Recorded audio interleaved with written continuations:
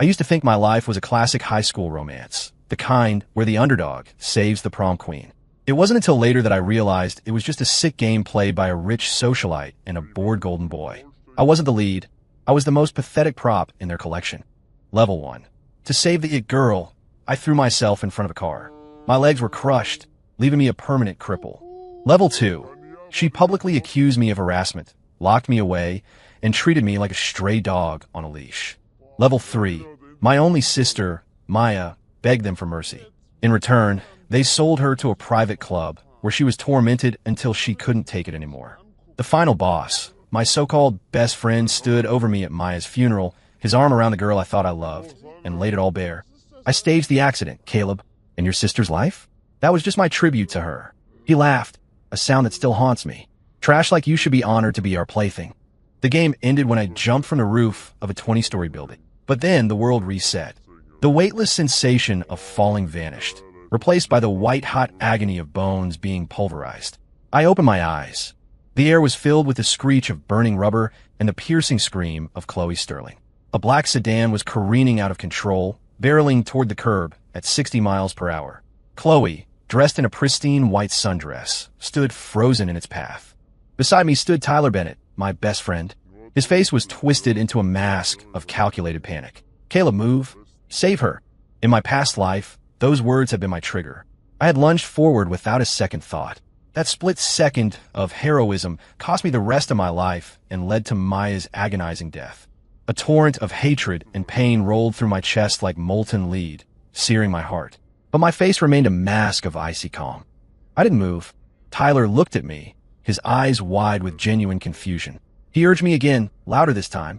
Caleb, what are you waiting for? Go. I turned my head and looked him dead in the eye. He looked back, his facade flickering. I smiled. Hey man, here's your chance to be the hero. Don't let it pass you by. My voice was a whisper, meant only for his ears. Before he could process the doubt in my eyes, I grabbed his arm.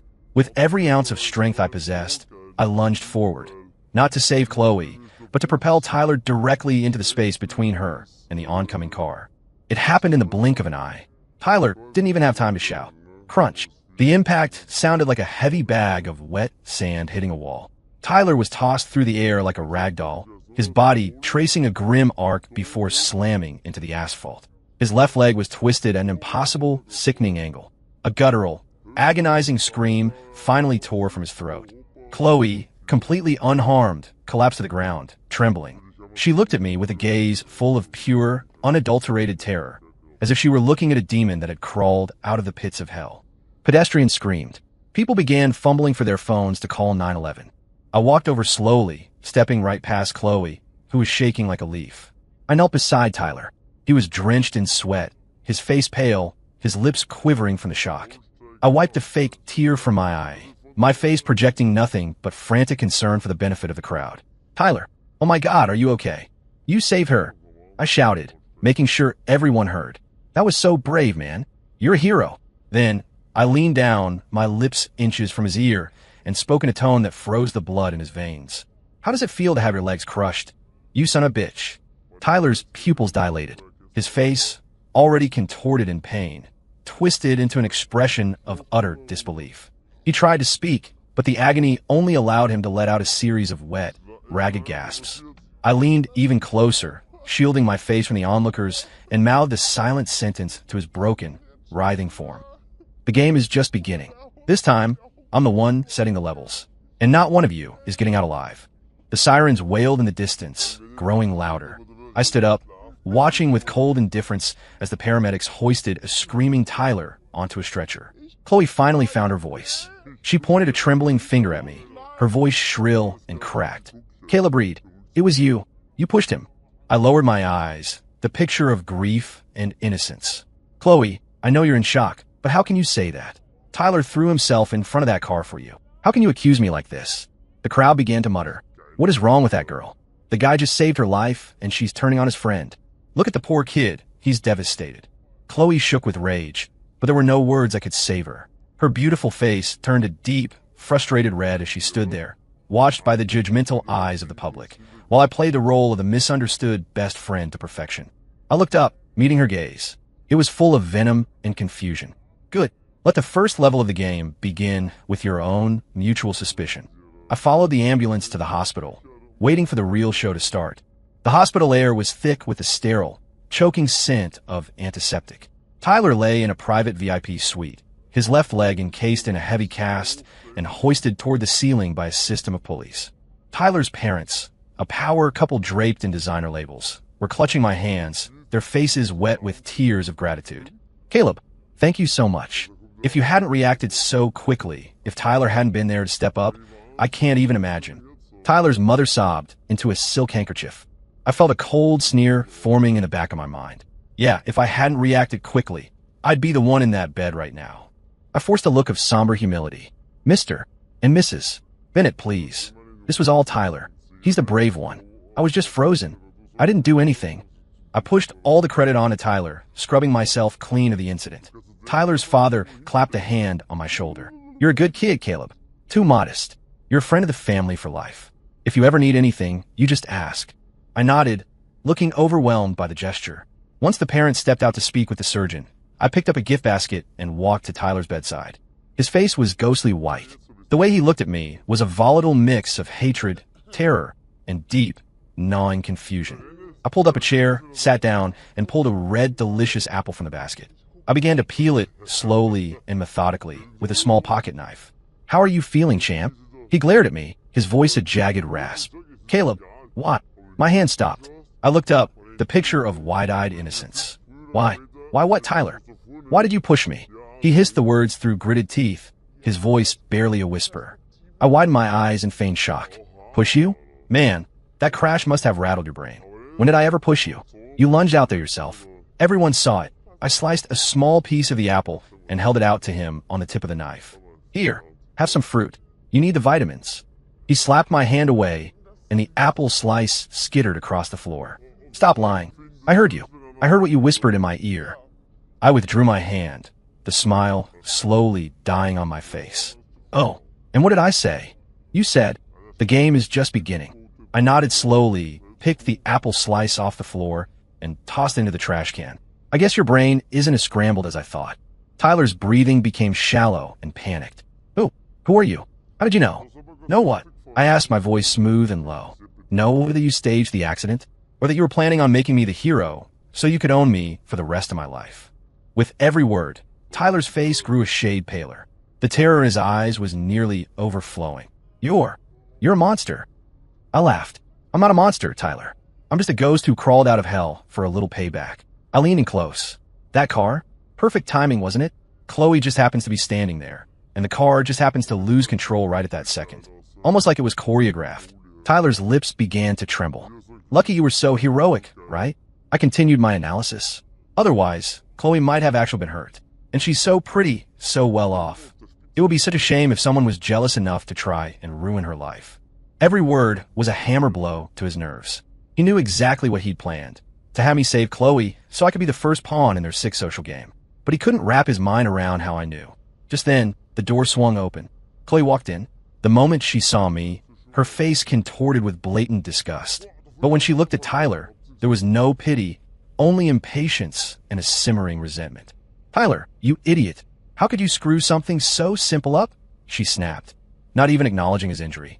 "Now you've got a broken leg, and the whole thing is a mess. How are we supposed to keep playing now?" Her voice was sharp, cruel, and completely devoid of empathy. Tyler's face turned a bruised shade of purple. I immediately flipped back into my innocent mode, standing up and looking hurt.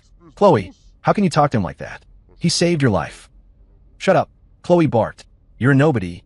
You don't get a seat at this table." She looked at Tyler with nothing but contempt. "You were supposed to let your little lapdog be the hero, but you had to go and mess it up yourself.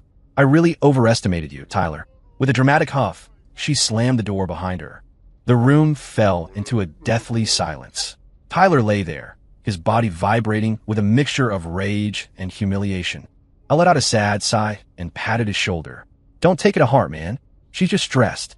She doesn't mean it." I stood up to leave. "Get some rest. I'll see you later." The moment the door clicked shut behind me, every trace of emotion vanished from my face. In its place was a cold, sharp sense of satisfaction. Chloe's arrogance and Tyler's growing resentment.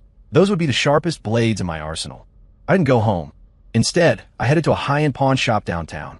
I pulled the watch off my wrist, a gift from Tyler in my past life, supposedly a symbol of our brotherhood.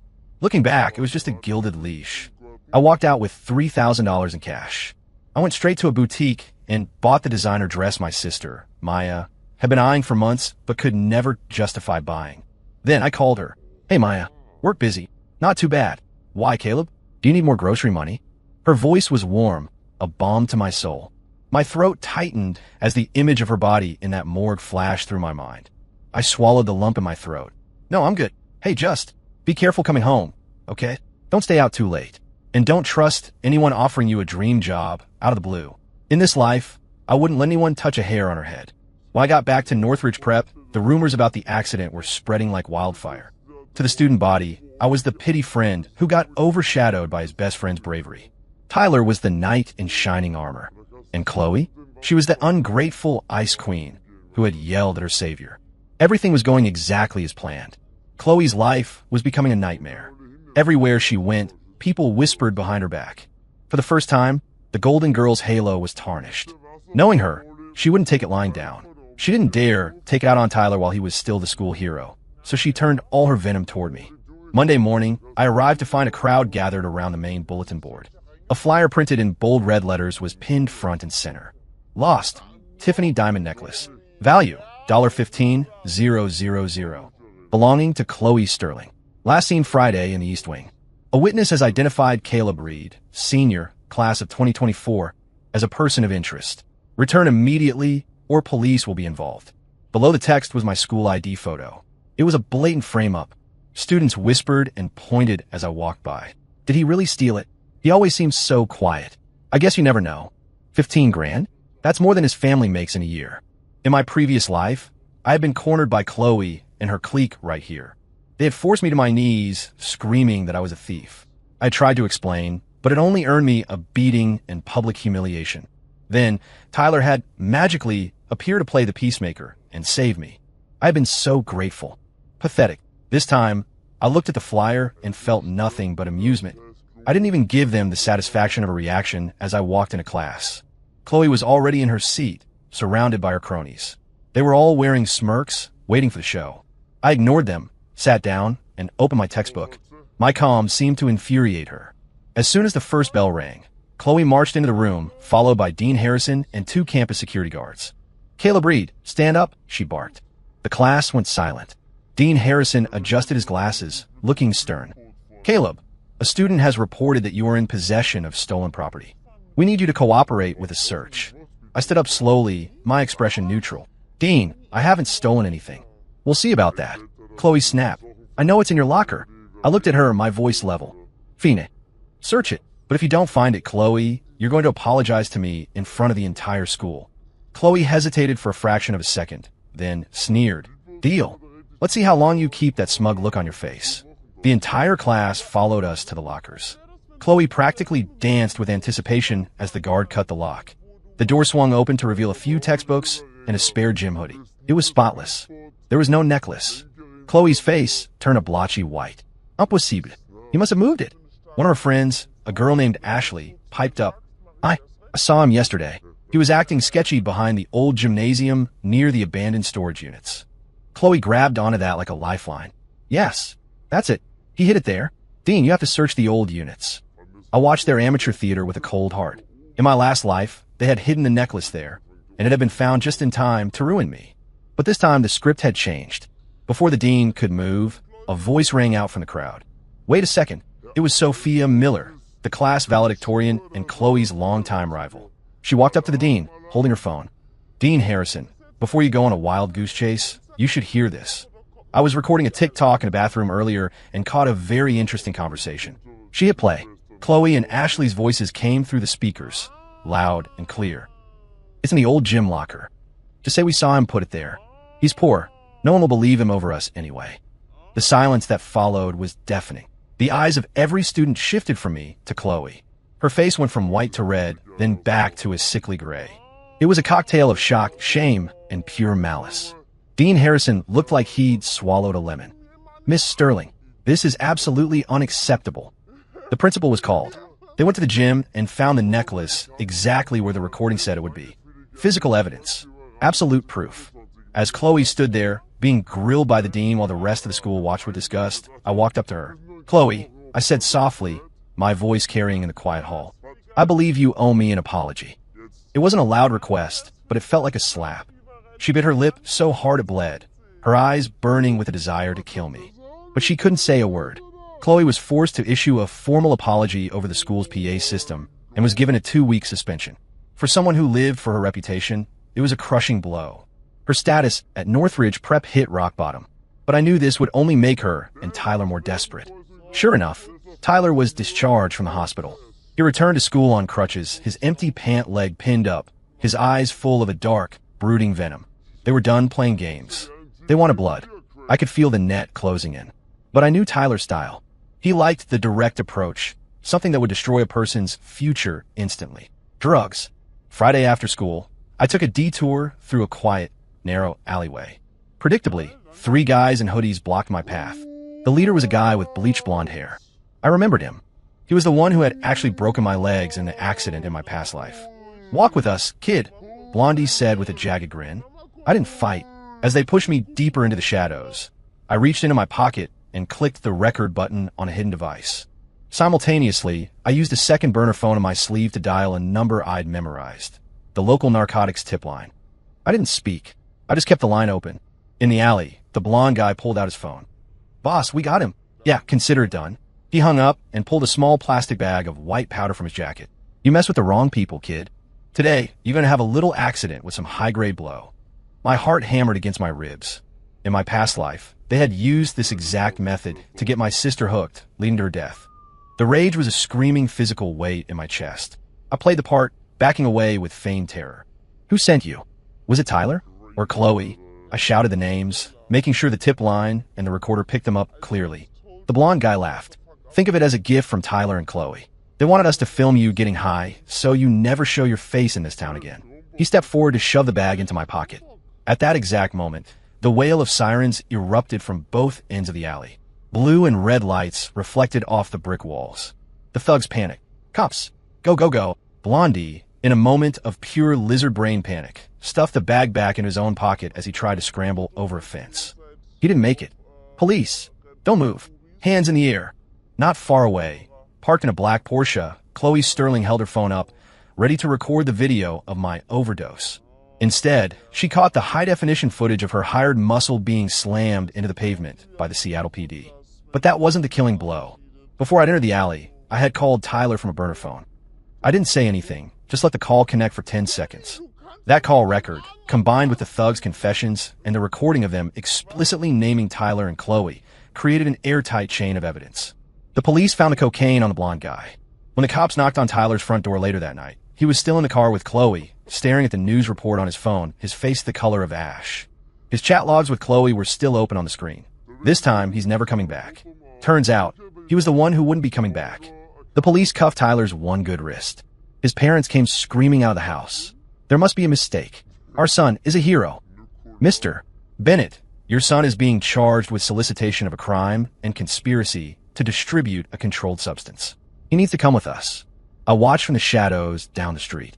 Tyler, Chloe, this was just the appetizer. The real meal was coming. Every ounce of pain they had inflicted on Maya was going to be returned 1,000-fold. Tyler was held without bail. The charges were serious, and the evidence was overwhelming. The Bennett family's influence began to crumble under the weight of a federal drug investigation. Chloe immediately went into survival mode.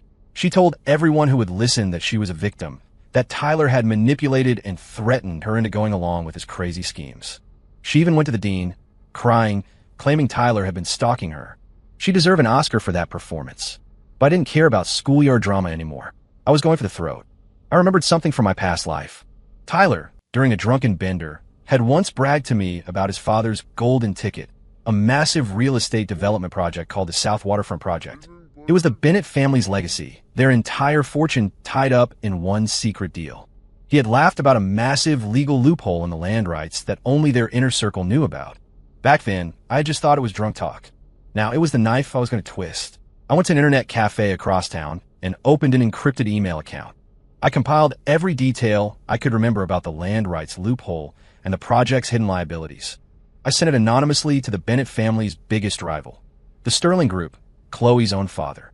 Then, I wiped my tracks and went home like nothing had happened. The reaction was faster than I expected. A week later, the local business journals exploded. The South Waterfront project had been sniped. The Sterling Group had used the anonymous tip to launch a hostile takeover of the land rights at a fraction of the cost, leaving the Bennett family with tens of millions in sunk costs and mounting debt. The Bennett Group's stock plummeted. Panic hit the investors. I sat in class, watching the red lines on the stock market app. This was just the interest on the debt they owed me. I could almost see Mr. Bennett's face. One son in jail for drugs, and his entire empire collapsing because his loyal partners, the Sterlings, had stabbed him in the back. The Bennetts were finished. Tyler was abandoned. He was no longer a hero. He was a liability. The Sterling family, sensing the blood in the water, officially severed all ties with the Bennetts. Chloe's father reportedly forbid her from even mentioning Tyler's name. The golden couple were now each other's worst enemies. But Chloe thought she was safe. She thought that by sacrificing Tyler, she had won. She forgot that the person I hated most wasn't Tyler. It was her, because she was the one who had truly killed my sister. Chloe's reputation was in the trash, and her ego was shattered. She began to spiral, looking for someone to blame. She couldn't touch the Bennetts anymore, so she turned her sights back on my only weakness, Maya. Wednesday afternoon, Maya called me. Her voice was bright with excitement. "Caleb, you won't believe it. I got a job offer." My stomach dropped. "What kind of job?" "It's an executive assistant position at Vanguard Corp. A headhunter found my resume. They want me to come for an informal interview tomorrow evening at the Sapphire Lounge. The pay is insane. Vanguard Corp. Sapphire Lounge. Those names burned into my brain. In my past life, that informal interview was the trap that led Maya into a room full of monsters. Chloe had been there, sipping champagne while Maya was forced to drink special cocktails. My blood turned to ice. A murderous rage threatened to consume me. I forced my voice to stay steady. "That's amazing, Maya. You deserve it. Just dress up, okay? Make a good impression." After I hung up, I shattered the glass in my hand. I went to the bathroom and splashed cold water on my face, staring at the red-eyed stranger in the mirror. "Calm down, Caleb. You aren't the helpless kid you were before." I made 3 moves. First, I bought a high-end pinhole camera disguised as a brooch and insisted Maya wear it for good luck. Second, I placed an anonymous call to the Vice Squad, reporting a high-end drug party and human trafficking ring at the Sapphire Lounge, giving them the exact room number and time. Third, I contacted Ben Wilson. He was an old-school investigative journalist who, in my past life, had tried to report on Maya's death before the Sterlings paid to have the story killed. I told Ben everything. He was livid. He agreed to meet me at the scene to catch the Sterlings in the act. The next night, Maya walked into the Sapphire Lounge. I sat in a van nearby with Ben and 2 plainclothes officers, watching the live feed from the brooch. Maya entered the Imperial Suite. "Miss Reed, please sit," a greasy voice said. "We're the hiring team for Vanguard. Let's talk about your future." The conversation was professional for 5 minutes. Then the tone shifted. "You're much prettier in person, Maya. An assistant job is a waste. Here, have a drink. Let's celebrate your new career." Maya tried to refuse. "I don't really drink, thank you." The atmosphere turned cold.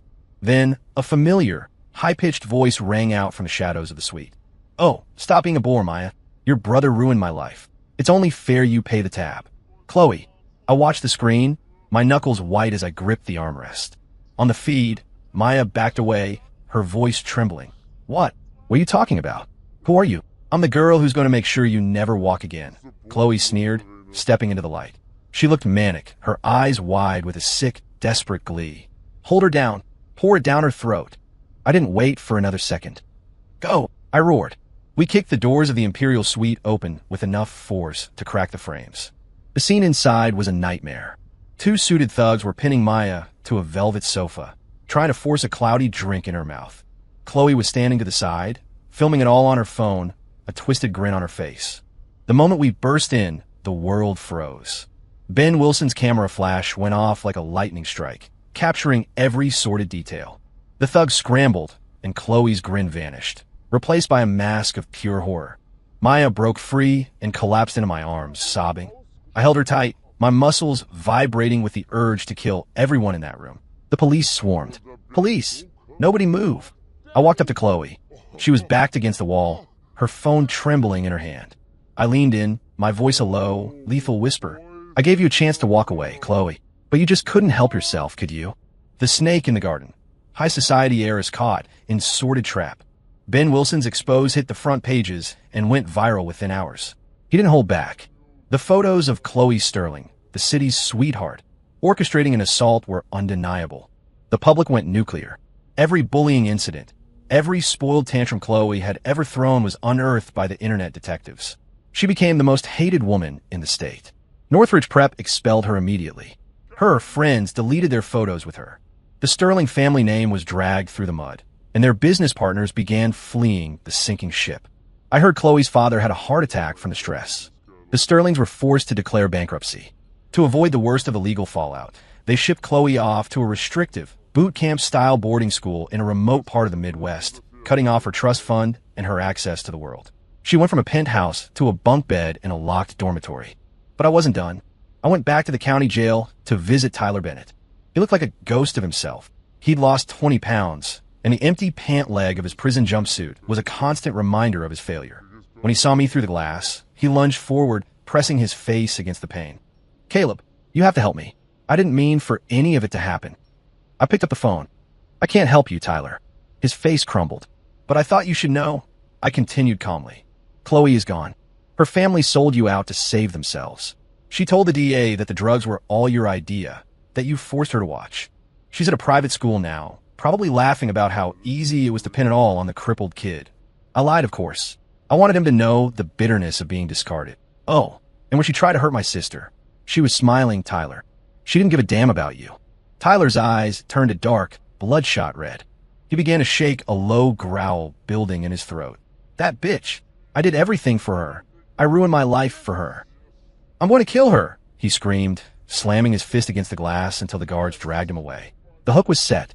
I met with Tyler's father, who was now a broken man living in a modest apartment.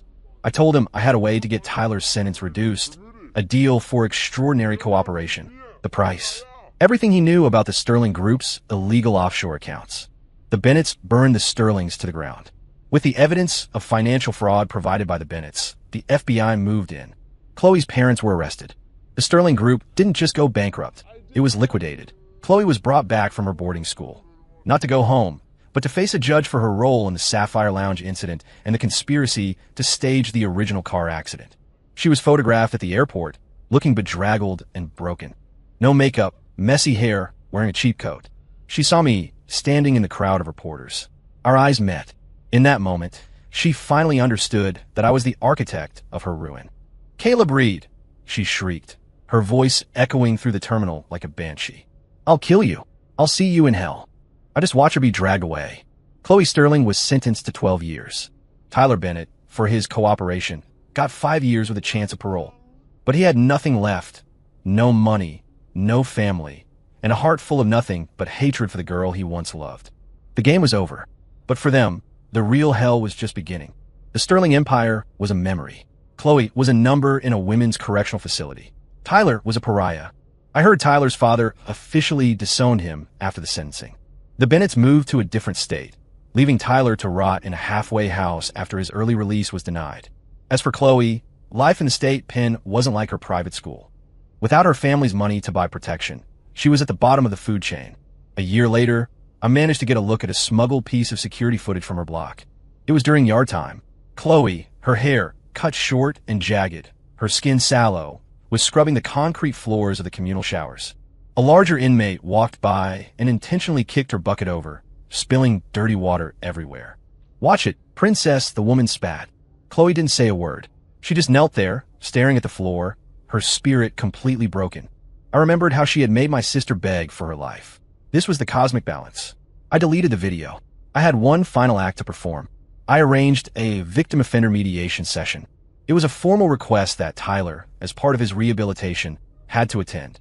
He was brought to the prison where Chloe was being held. They met in a small, glass-walled room. No guards were inside, but several were watching from the door. Tyler, leaning heavily on his crutches, stared at the shell of the woman Chloe had become. Chloe, he rasped, look at us.